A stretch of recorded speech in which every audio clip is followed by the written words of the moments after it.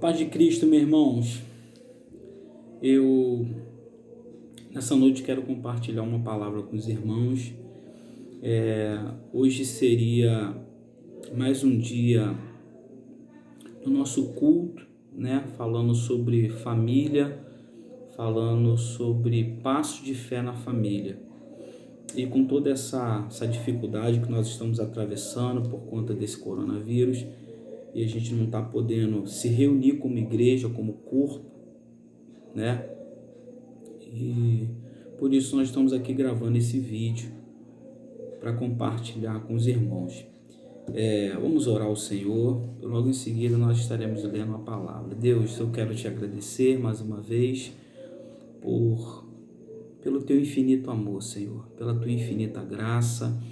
Obrigado, Deus, porque embora nós estejamos vivendo esse tempo de calamidade, Senhor, nós não podemos negar com que o teu amor, que a tua graça e a tua misericórdia tem estado sobre nós. Obrigado, Senhor. Obrigado pelo pão que o Senhor tem posto na nossa mesa. Obrigado pela nossa família. Obrigado pelos nossos filhos. Obrigado pelo nosso lar. Nós confiamos em Ti, Senhor, nesse tempo de calamidade, nesse tempo, Senhor, de adversidade. O nosso coração está em Ti.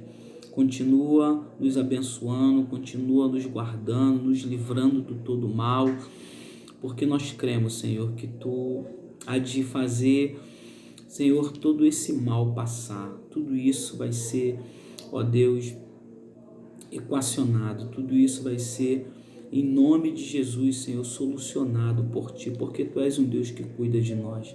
Fica conosco, nos abençoa por intermédio da Tua boa palavra. Essa é a nossa oração, em nome de Jesus Cristo. Amém. Amém, querido. Eu queria que você abrisse a sua Bíblia, se você puder. Eu quero ler um texto em Joel, profeta Joel, no capítulo de número 2, Joel capítulo 2, a partir do verso 18. Nós vamos ler do verso 18 ao verso 27.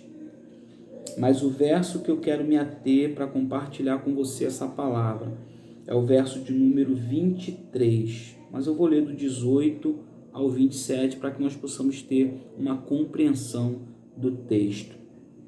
Diz assim, verso 18 do capítulo 2 de Joel: Então o Senhor terá zelo da sua terra e se compadecerá do seu povo. E o Senhor responderá e dirá ao seu povo: Eis que vos envio o trigo e o mosto e o óleo, e deles sereis fartos. E vós não entregareis mais ao opróbrio entre as nações.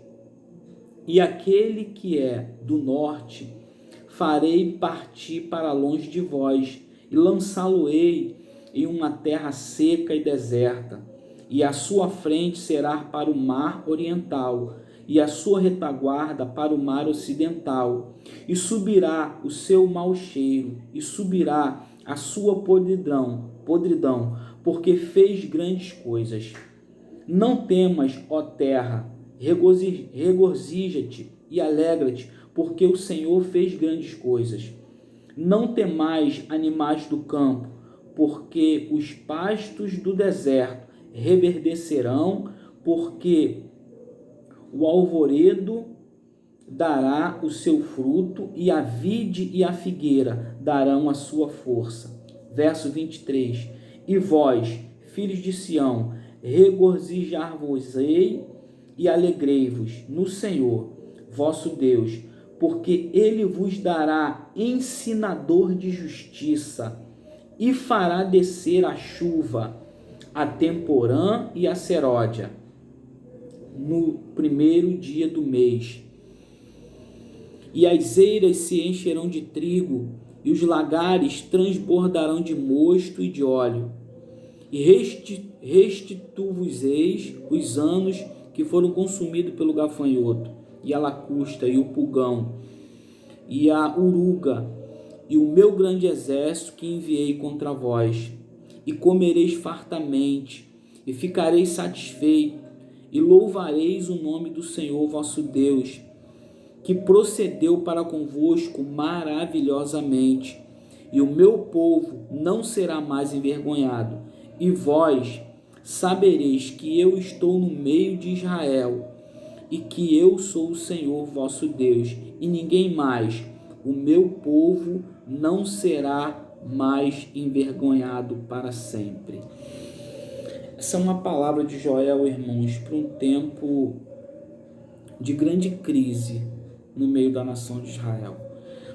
Deixa eu tentar te situar o que está acontecendo nesse contexto aqui, dessa palavra que Joel dá à nação de Israel. Acredita-se que Joel, ele profetizou, ou ele desenvolveu o seu ministério profético pós o exílio da Babilônia. Pós-exílio babilônico, acredita-se que Joel começa a entregar a revelação profética daquilo que Deus o havia dado para a nação de Israel. Então acredita-se que nesse período, quando Joel começa a profetizar pós-exílio cativeiro de Israel, ainda não havia um rei no trono. Embora Joás, com 7 anos de idade, estava próximo a subir ao trono, debaixo da orientação ou da tutela do sacerdote Joiada. Mas nesse tempo que a profecia de Joel chega até Israel, ainda não havia rei em Israel, porque Israel está voltando do cativeiro babilônico. E eles estão vivendo um tempo de grande dificuldade, porque 2 acontecimentos aqui traz explicitamente o porquê dessa profecia de Joel. 2 coisas estavam acontecendo. Primeira, havia acontecido um enxame de gafanhotos que havia consumido toda a lavoura, todo o verde, e que havia deixado Israel numa situação muito difícil, já vindo de uma dificuldade de cativeiro, pós-cativeiro, e quando eles chegam na terra, propriamente dito, em Judá, porque Joiada profetiza a Judá, acontece esse enxame de gafanhotos, e além disso uma seca. Então Israel está voltando de um período de 70 anos no cativeiro, e logo em seguida eles atravessam por um enxame de gafanhotos que consome todo o verde, toda a lavoura, e ainda assim uma seca terrível. Então Israel está vivendo um tempo de calamidade terrível, irmãos.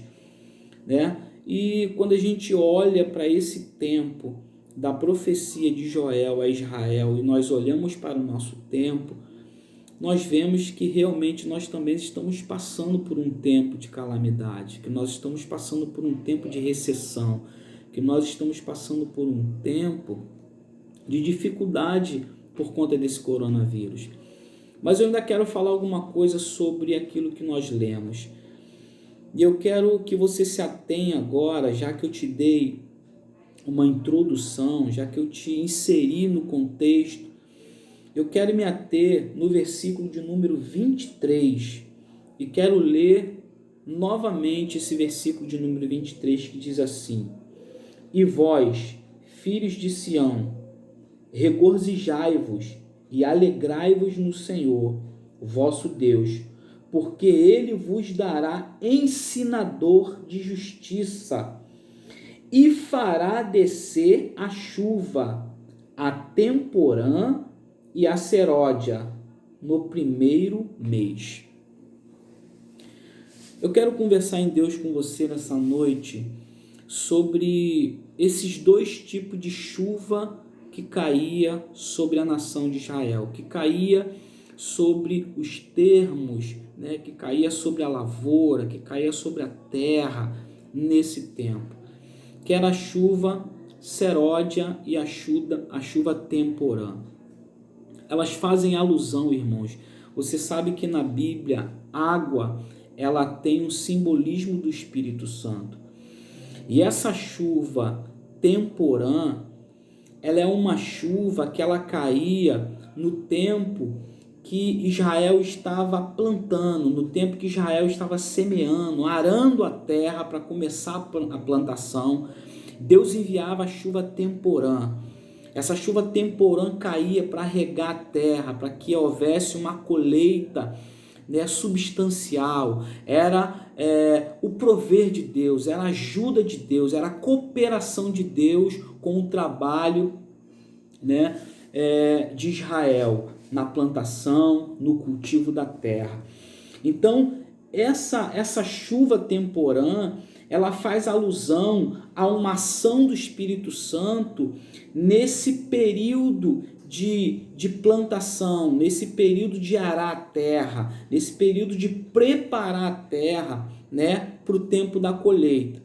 Então ela faz alusão ao Espírito Santo atuando no Antigo Testamento, porque no Antigo Testamento nós vemos Deus, né, ao longo das gerações preparando o tempo do Messias, os acontecimentos bíblicos, aquilo que os patriarcas, aquilo que os profetas, aquilo que vem sendo tratado no Antigo Testamento é um arar de terra, é uma preparação para o advento do Messias. Então, é a ação do Espírito Santo trabalhando nesse semear, nesse preparar de terra para que a colheita viesse a se concretizar em quem? Em Cristo.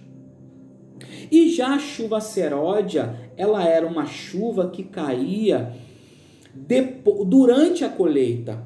Durante a colheita, essa chuva caía, porque era uma chuva fora de tempo. Era uma chuva não esperada, é uma chuva fora de tempo, como eu disse agora.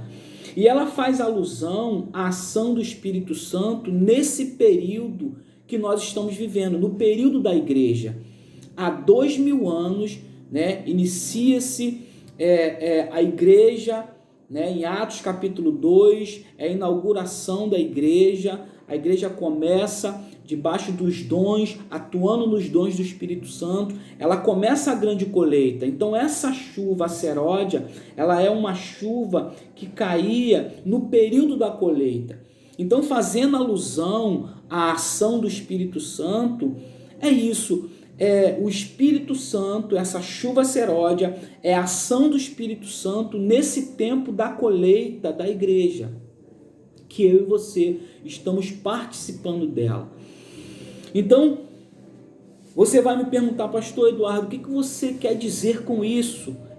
O que você quer trazer para nós essa noite, tendo em vista que nós estamos vivendo todo esse tempo de dificuldade, de coronavírus, de quarentena? O que tem a ver chuva seródia, chuva temporã, colheita, para o tempo que nós estamos vivendo hoje? Irmãos, tem tudo a ver o que eu estou falando com você, com esse tempo que nós estamos vivendo. Assim como Israel estava vivendo um tempo de crise, um tempo de dificuldade, voltando de pós-exílio, nós também estamos vivendo um tempo de dificuldade.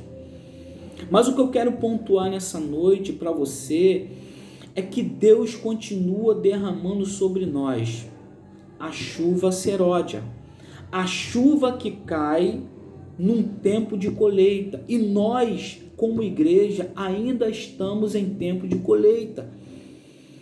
As dificuldades que nós estamos atravessando hoje por conta desse coronavírus, por conta dessa quarentena, né? dessa dificuldade que nós estamos tendo de se locomover, de se reunir, isso não pode impedir o avançar da colheita da igreja. Isso não pode impedir o meu e o teu caminhar em Deus.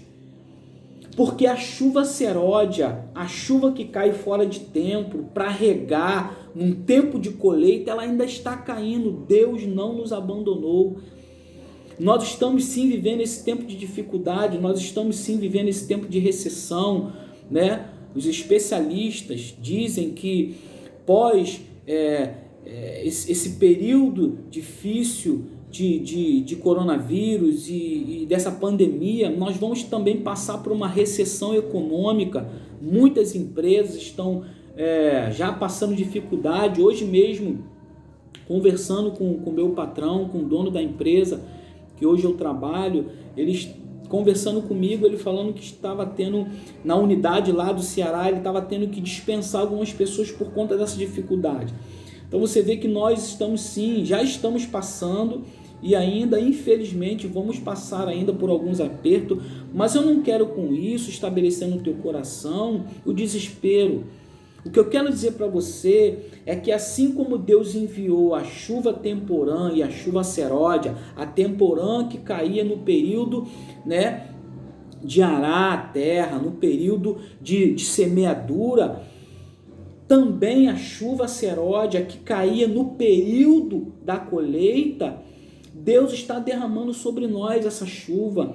Deus está cuidando de nós, Deus está regando o Espírito Santo, Ele está fortalecendo o nosso coração. E o que eu quero falar para você nessa noite é simplesmente isso, que a história, ela está sendo escrita, claro, com a caneta de Deus. E quem é a caneta de Deus? Sou eu e você, meu irmão. Sou eu e você, nós, a igreja do Senhor Jesus, é a caneta de Deus que está escrevendo a história da humanidade. Então nós precisamos nos colocar. Eu gosto muito de uma palavra que Mardoqueu dá a Esther. Olha que interessante. Mardoqueu descobre um plano ardil de Amã para destruir toda a nação de Israel. E rapidamente Mardoqueu manda uma mensagem para Esther, que estava gozando lá do bem-estar do palácio. E Mardoqueu manda avisar Esther: olha, quem sabe, é por isso que Deus te colocou aí nesse tempo. Mas olha, todavia, se você não se colocar à disposição de Deus, se você não se apresentar a Deus como solução ou como instrumento de Deus para solucionar esse problema, escape e livramento virá de um outro lado. O que Mardoqueu estava querendo dizer para Esther é o seguinte: olha, você foi posta aí no palácio como rainha do rei, para que Deus usasse a tua vida para esse tempo de dificuldade que nós estamos atravessando hoje. Mas olha, se você não se posicionar, escape e livramento virá de uma outra parte. O que eu quero dizer para você nessa noite é isso, que se nós, irmãos, como igreja, não nos posicionarmos, se nós como igreja não nos colocarmos nas mãos de Deus como instrumento de alívio para a humanidade que está vivendo desespero, escape e livramento virá. Ou seja, Deus, ele não perde, né, o controle da história. Deus, ele continua, irmãos, escrevendo a história da humanidade. Então, o que eu quero dizer para você é que, mesmo nesse tempo de dificuldade, a chuva seródia, ela está sendo derramada sobre a mim e sobre a tua vida. Olha como é que o texto, no versículo 25, ele diz algo que alegra o meu e teu coração. E restituo-vos-eis os anos que foram consumidos pelo gafanhoto, pela lacusta, pelo pulgão, pela oruga, o meu grande exército que enviei contra vós. E comereis fartamente, e ficareis satisfeitos, e louvareis o nome do Senhor vosso Deus, que procedeu para convosco maravilhosamente, e o meu povo não será mais envergonhado. Você está vendo como é que, assim como Deus foi fiel no passado, Deus, ele é fiel hoje no presente. Tudo isso vai passar, irmãos. Mas eu tenho convicção de uma coisa: o mundo não será mais o mesmo. E é algo mais importante: a igreja do Senhor Jesus não será mais a mesma. Porque tudo isso está fazendo com que nós, como igreja, viemos a repensar a nossa posição como sal da terra e luz do mundo. Toda essa quarentena, irmão, está fazendo com que eu e você, como igreja, estejamos com a nossa família em oração. Coisa que outrora nós dizíamos que não tínhamos tempo para fazer um culto doméstico. coisa que outrora nós colocávamos na conta do nosso corre-corre, dos afazeres. Então esse tempo de coronavírus, de quarentena, esse tempo que nós estamos meio que enclausurados dentro da nossa casa, sem poder sair por uma orientação do nosso governo, está fazendo com que a igreja se volte para Deus como família. Então eu vejo que Deus está restaurando, está ressignificando a importância de nós sermos igreja fora das quatro paredes da instituição, mas dentro da nossa casa, como família. Quantos de nós perdemos o hábito de orarmos, de fazermos cultos domésticos, adorando a Deus dentro da nossa casa, porque nós não tínhamos tempo? Então veio essa peste. Não quero dizer para você, meu irmão, que essa peste ela veio através de Deus, que Deus é que enviou esse mal. Eu não acredito num Deus mau, mas eu acredito que Deus ele usa as circunstâncias para tratar o nosso coração. Eu gosto de uma palavra que eu ouvi de um pastor amigo, e ele dizia assim: quando Deus não muda as circunstâncias, é porque Deus quer mudar o nosso coração.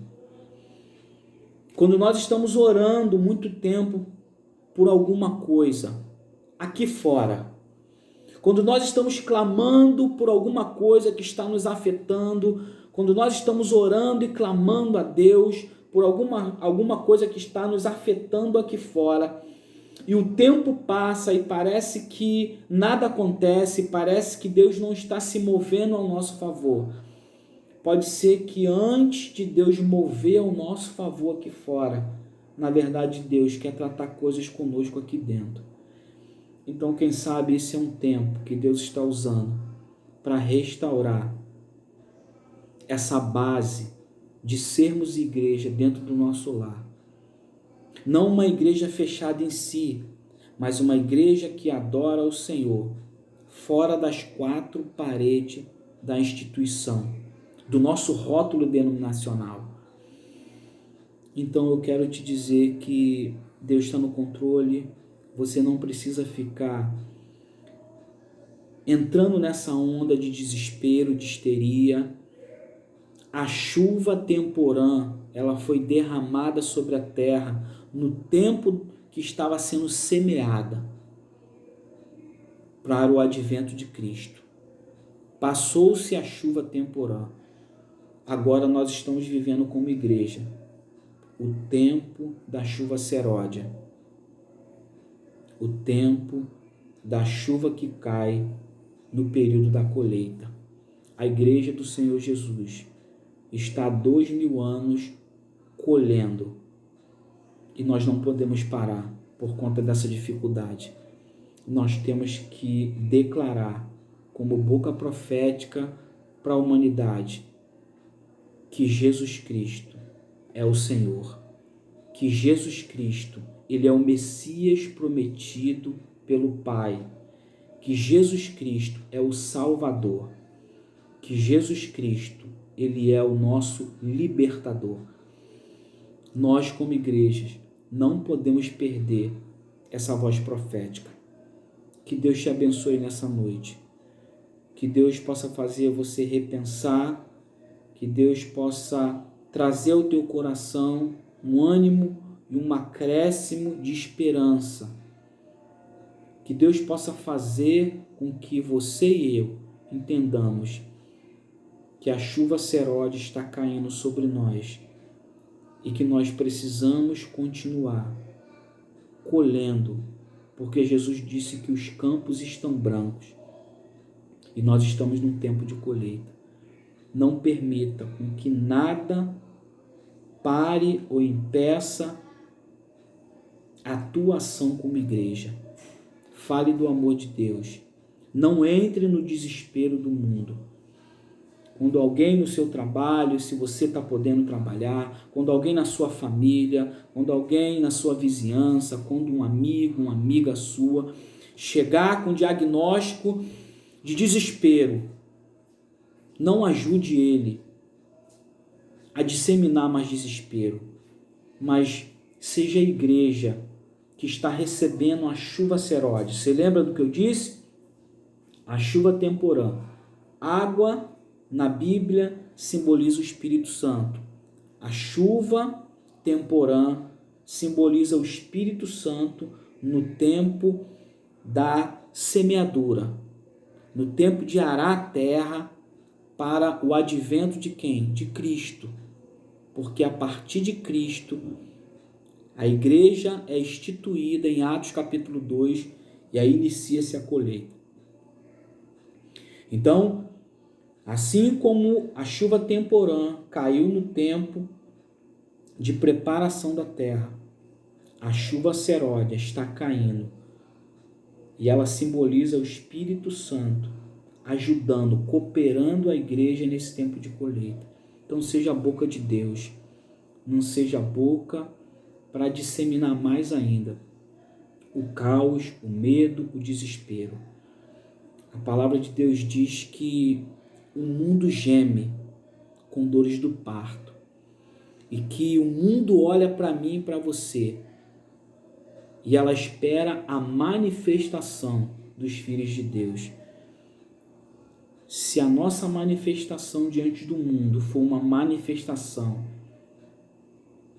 que vem acompanhada com uma palavra de pessimismo, de desespero, essa não é a palavra que o mundo espera de nós. A palavra que o mundo espera de nós é uma palavra profética que venha do coração de Deus. E a palavra profética que vem do coração de Deus é: Jesus Cristo é o nosso Salvador. Toda a história da humanidade está na palma da mão de Deus. Deus não perdeu e jamais perderá o controle da história da humanidade. Deus foi fiel ontem, passado. Deus é fiel hoje, presente. Deus será fiel futuro, sempre. Deus é fiel. Deus é um Deus de amor e de graça. E tudo isso que está acontecendo não é para nos destruir, mas na verdade, quem sabe, como eu disse, eu não quero atribuir esse mal a Deus, mas eu quero dizer que mesmo em meio ao mal, Deus pode tratar coisas no nosso coração. A Bíblia diz que Ele transforma a maldição em bênção. Eu não acredito num Deus perverso. Eu não acredito num Deus que dissemina ou que permite o mal para destruir vidas. Não, eu acredito num Deus que é bom.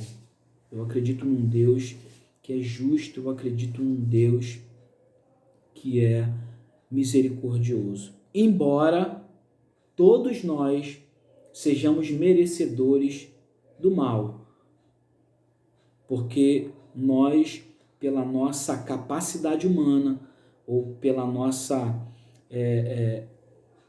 posição, nós não merecemos nada de bom que venha da parte de Deus, mas Ele assim mesmo nos dá pela sua infinita misericórdia.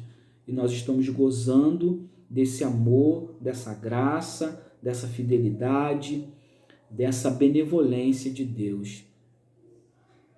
E Ele tem sido amoroso, benevolente, misericordioso para conosco e será amanhã, depois da manhã e sempre. Não porque merecemos, mas porque Ele nos ama. Que Deus te abençoe.